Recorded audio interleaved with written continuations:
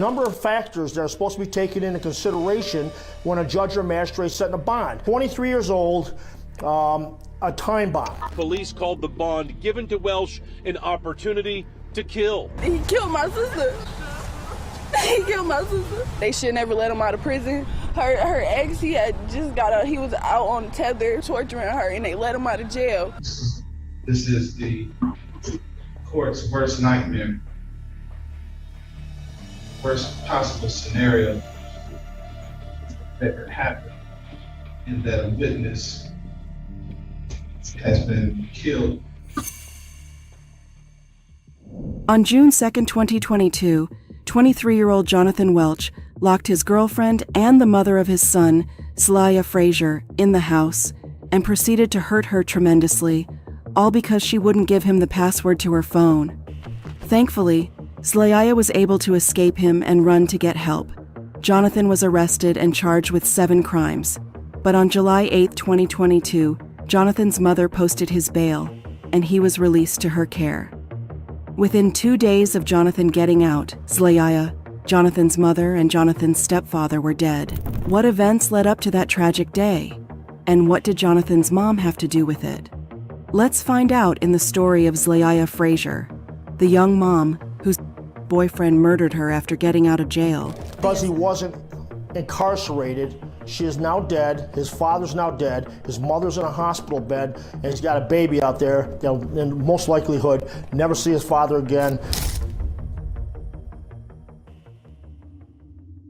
On June 2nd, 2022, at around 3 a.m., first responders were called to the 13,000 block of Cliborn Avenue in Harper Woods, Michigan. They were told that a man named Jonathan Millamont Welch had held his girlfriend and the mother of his child hostage and hurt her for hours. The girlfriend, Zaliyah Frazier, had managed to escape to a neighbor's house when Jonathan took a break from hurting her. When the officers got there, what they saw was way worse than anything they could have imagined. Zaliyah was badly injured, her arms and legs had been badly burnt, and she had been SA'd by Jonathan. Emergency services did what they could for her at the scene before rushing her to the hospital to receive treatment. By the time officers got to the home Jonathan and Zaliyah shared, he was nowhere to be found. According to the neighbor, once he realized Zaliyah had fled to her house, he chased her there and kicked down the door, but when he heard the neighbor on the phone with the authorities, he backed out of the house, got into his car, and drove off. Though Zaliyah was badly injured, she was still able to tell investigators who had come to talk to her what had happened. According to her, it all started with Jonathan asking her for the password to their phone. Zaliyah told investigators that Jonathan had become very insecure recently and would demand for the password to her phone so he could go through it. This had caused a number of arguments and fights between them, because no matter how hard she tried to reassure him, she wasn't dating anyone but him. He was never convinced and always managed to start a fight. On that day, Zaliyah told investigators that Jonathan had forced her to be intimate with him and then proceeded to demand for the password to her phone. She had become tired of the way he treated her, so she refused to give it to him. That's when the pain started.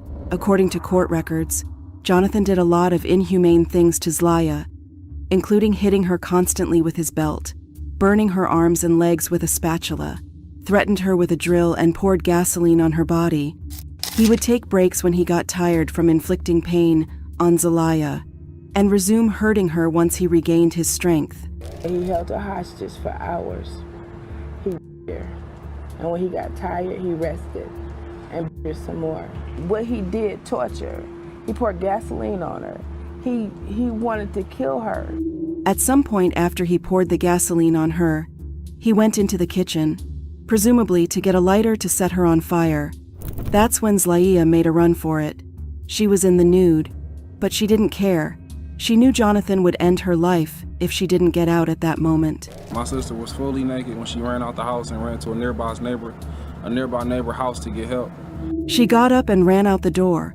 Zaliyah said Jonathan saw her running out the door and ran after her, but she was able to gain access to their neighbor's house before he caught up to her. At that time of the night, it was a miracle that the neighbor had been awake to hear the frantic knock on her door. Otherwise, Who knows what would have happened if Jonathan caught up to her before the neighbor opened her door. With a clear description of Jonathan, his car, and places he could possibly be hiding, officers put out a bolo on his car, and within a few hours, he was caught and placed under arrest. He was quickly charged with first-degree harmful device use and possession causing injury, among several other charges. The extent of what Jonathan did to Zlaya shocked the whole community of Harper Woods. The fact that he took his time to inflict as much pain as he could, just because she wouldn't give up her password, sent chills down everyone's spines.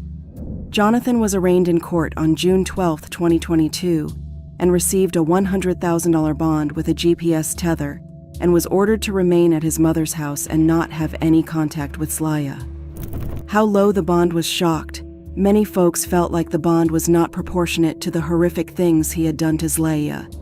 Amongst those who were not happy with the low amount of the bond was the Wayne County Prosecutor's Office, who released a statement saying they were not happy with the bond and would pursue a higher bond as soon as they can get proof of the horrific things he put Zlaya through to the judge. But before they could do that, Jonathan's mom posted his bail. If you're familiar with the American legal system, then you don't need to come up with the full amount of your bond. You only need to have 10% of it. 10% of a $100,000 is $10,000, which is not as hard to raise. Or at least it wasn't for Jonathan's mom.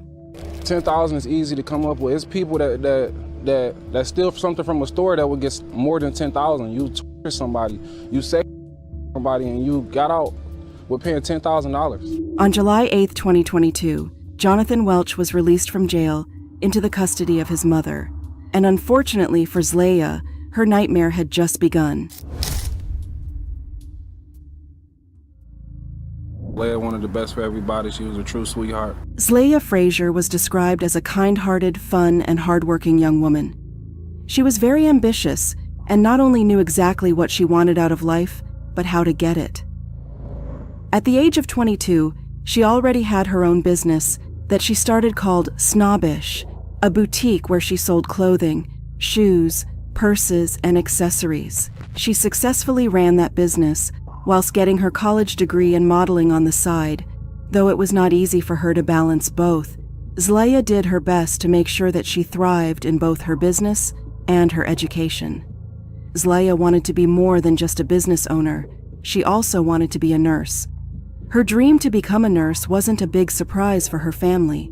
Being one of 7 children, Zlaya loved to take care of people, and she knew how to make everyone in her life feel important. It was a skill she had always had.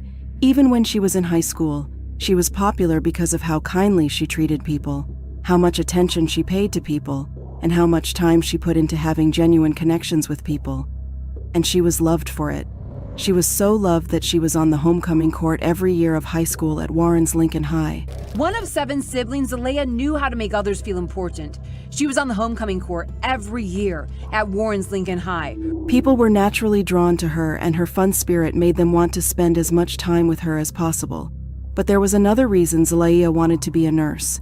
Out of her 6 siblings, one of her brothers had been diagnosed with cancer very early on in his life, and Zlaya watched him battle to stay alive.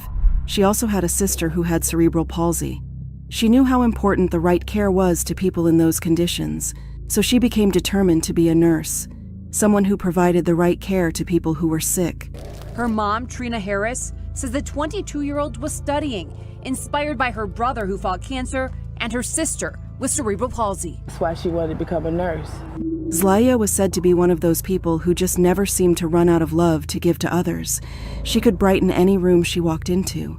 She was a beautiful woman with a beautiful soul, very courageous, very outgoing. Zlaya and Jonathan started dating when she was 16 years old, and he was 17. They had been high school sweethearts who were so in love that everyone thought they were going to spend the rest of their lives together. In October 2020, Zlaya and Jonathan celebrated their 6th year together. Zlaya celebrated that day with a special post on Facebook saying how no matter how tough it got between them, they never broke up. She said, "We cried, we yelled, and we hated, but we never separated." October was a special month for Zleya and Jonathan because they not only celebrated their 6th anniversary, they also found out they were pregnant and having a boy. They were very excited to meet their son, and Jonathan didn't waste time stepping up to provide for his family. They bought a home, settled in, and got ready to welcome their baby. Good to carry on this greatness.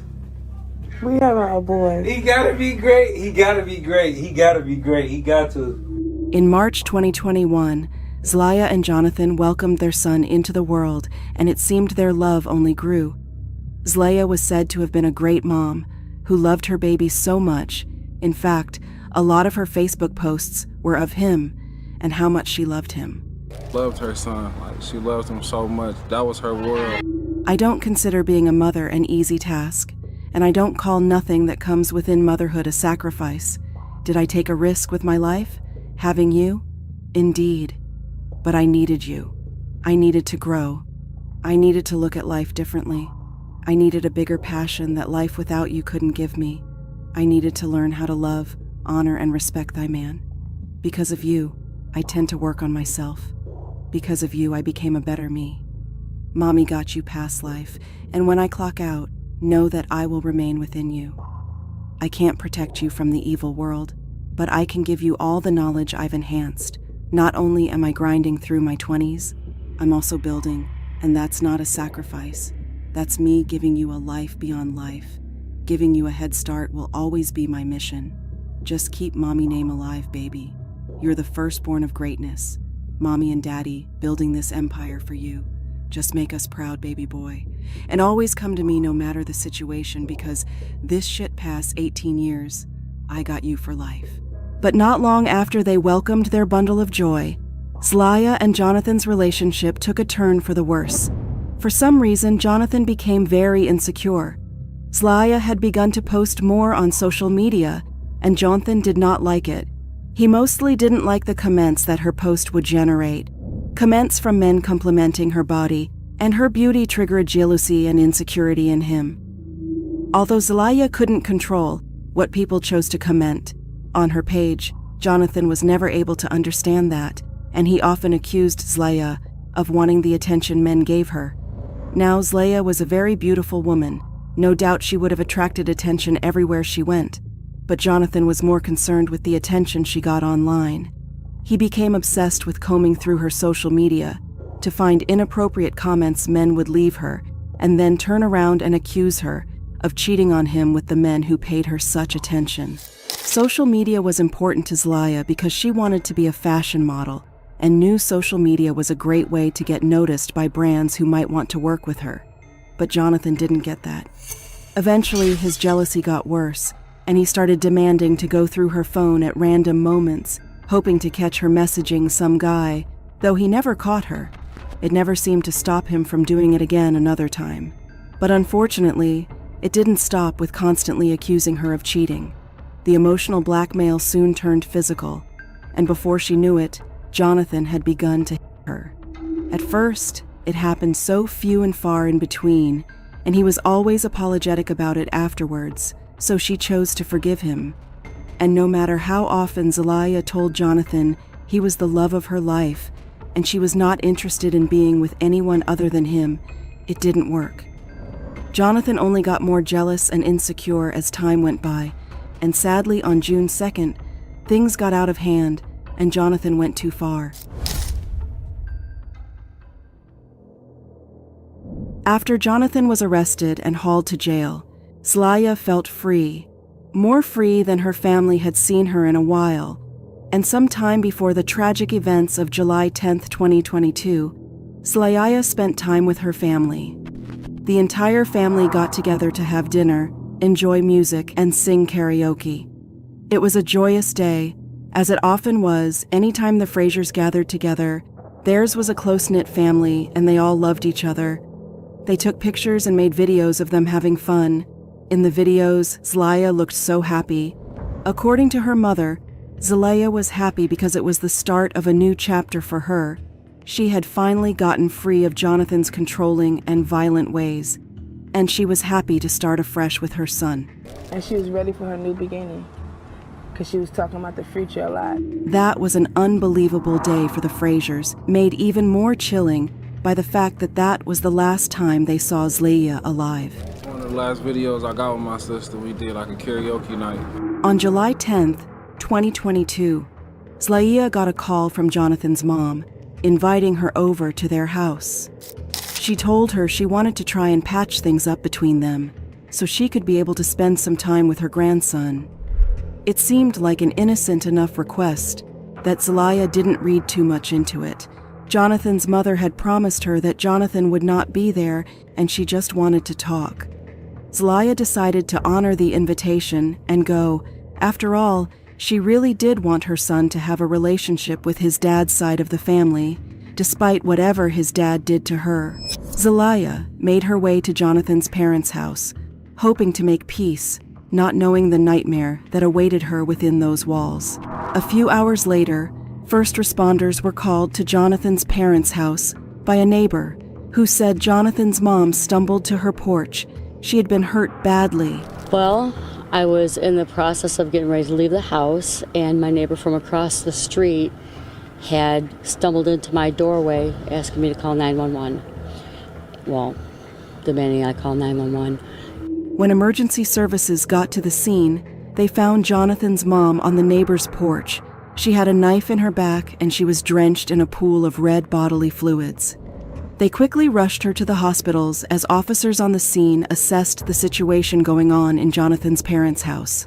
The first thing they did was speak to the neighbor who called 911. That's when they found out Jonathan was in the house and there might be possible hostages. And I originally thought she got jumped because of the blood on her, and then upon further, I noticed there was a knife in her back. And when I asked her who did this, eventually she was finally able to tell me her son did it and that he was everybody in the house. Officers quickly surrounded the house, shouting for Jonathan to come out of the house, but he refused. As officers tried to get Jonathan to come out, neighbors saw Jonathan lowering his 1-year-old son out of the window and on the grass outside the home. They alerted the officers who searched for the baby and later found him in the backyard of the home. Medical officials immediately transported the baby to a nearby hospital for treatment. After getting his son out of the house, Jonathan began to fire his weapon at the officers. When that didn't achieve the results he wanted, he proceeded to start a fire inside the home. Firefighters were called to the scene and did the best they could to stop the fire without gaining access to the home. The standoff between Jonathan and the officers lasted several hours. From around 8 p.m. on July 10th, Jonathan didn't surrender until the early hours of July 11th, when he walked out of the house with his hands up and was arrested by officers. The nightmare wasn't over, though. Officers discovered the shock of their lives when they finally gained entry into the home. They found the bodies of Zlaia Fraser and Robert Bray, Jr. Jonathan's stepdad. His mom at the time was in critical condition. According to court documents, Zlaia and Robert had both been unalived by blunt force trauma. Jonathan was charged with the murders of Zlaia and Robert. Jonathan was again arraigned to court, except this time around, he was denied bond. The presiding judge of the 36th District Court Criminal Division called what happened a court's nightmare. This is the court's worst nightmare, worst possible scenario that could happen, in that a witness has been killed. He said, denying him bail came a little too late, as Jonathan had already wreaked havoc on innocent people. And although it's far too little, far too late, the court is going to remand the defendant to the custody of the Blaine County Jail. Police called the bond given to Welsh an opportunity to kill. The news of the tragic events of July 10th spread through Michigan like wildfire, and many folks were outraged that Jonathan was given such a low bond after committing heinous offenses. The judge who gave out the bond was heavily criticized, with many holding her responsible for Zlaia's death. A number of factors that are supposed to be taken into consideration when a judge or magistrate setting a bond. 23 years old, a time bomb. And I'm not saying that the magistrate or judge could have predicted that, but with the charges and the nature of the charges, it should have been apparent that society needed big protection. Law enforcement in Michigan were also vocal about the low bond Jonathan got, the first time around, considering the horrific things he had done. The chief of police called the low bond Jonathan was given an opportunity to kill.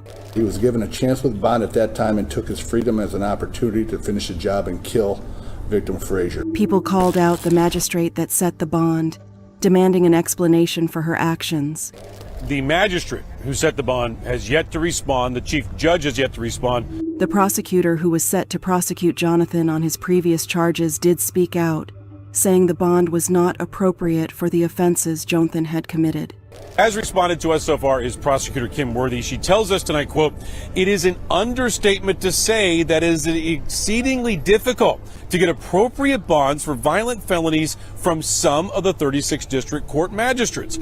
She went on to say, magistrates are given a detailed report of the charges filed against the defendant before a decision on bond is made. Magistrates have reports available to them that detail alleged crimes in their files before a bond decision has to be made. So the question on a lot of people's minds was, if the magistrate knew the full details of what Jonathan had done to Zlaya on June 2nd, why did she set his bond so low?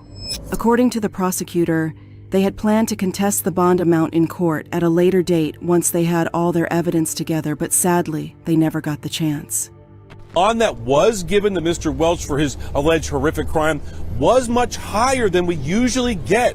So we were hopeful that after the presentation of the evidence at the preliminary examination, that would hopefully persuade a judge to actually increase the bond accordingly. It never got to that level, tragically never got to that preliminary examination. Now Welch is being held, a judge in Harper Woods holding him on no bond tonight. But that wasn't all. As the investigators and prosecutor were preparing for trial, sadly, Jonathan's mom, who had been in critical condition since the tragic events, passed away. Third victim of a tragic family attack in Harper Woods has died tonight, and the suspect is facing a slew of charges. The incident unfolded inside a home on Kenosha earlier this month, just days after the suspect was released on bond. This caused more outrage amongst the community, but for Zlaya's family, as much as they were heartbroken by Zlaya's passing, they focused on trying to create awareness so something like that would not repeat itself. Man was arraigned here at District Court in Harper Woods on the third murder he is accused of committing while out on bond. The loved ones of one of his victims are speaking out, hoping her story saves your life or the life of someone you know. It happened just 2 days after he got out on bond, accused in June of criminal conduct, home invasion, and the victim, Zlaya. How do you let somebody out that did that to somebody? How do you let them out? Zlaya's family reached out to the media. Their aim to get Zlaya's story out there as much as possible, so other women who find themselves in the situation she was in would prioritize themselves and leave. They are speaking out, hoping judges take a more in-depth look at details of domestic violence cases before offering a low bond. They also hope to inspire domestic violence victims to leave sooner. I want women across the world to know that it's not love. It's not love. They urged women facing DV to not be afraid to seek the help they need to get out of the situation. Some people are afraid of being judged and everything, but your loved ones, they're not going to judge you. You know, we're here to help. Everyone's here to help. Everyone wish they could have helped my sister. Zlaya's family held the judge that set the bond responsible for Zlaya's passing and believed the justice system had let Zlaya down. Definitely broken. They should never let him out. They let him out of jail. And he killed my sister.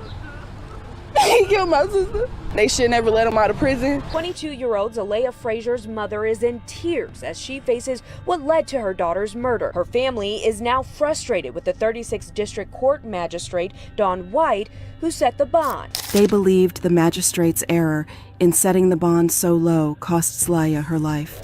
Her mistake cost my sister her life, and that hurts. Yeah. There's nothing that can bring my sister back. There's nothing that somebody can say, no apology that's going to bring my sister back. That hurts. Zlaya's family also gathered together to honor Zlaya with a memorial. The community comes together tonight to honor a mother murdered this week in Harper Woods. Police say that 22-year-old mother died during a violent rampage on July 10th. Her boyfriend is the accused killer, and he was out on bond for trying to kill her just days before. Tonight, many people gathered in Warren to remember her. Hundreds of family and friends gathered wearing her favorite color, purple, to celebrate the life Zlaya lived. They are about 100 family and friends met here at Lincoln High School, where Zlaya attended just a few years ago and graduated. And tonight they were all wearing purple, her favorite color, and reflecting on the life that she was just beginning. The turnout itself made me emotional. My sister, just to see that she was this well loved and liked, and it just means a whole lot to me. This many people coming. Hey, thanks for watching. Our deepest sympathies go to the family of Zlaya Frazier. What are your thoughts on this case? Do you know of other similar cases? Let me know in a comment. And before you go, make sure you like, subscribe, and hit that bell button. See you next time, and stay safe.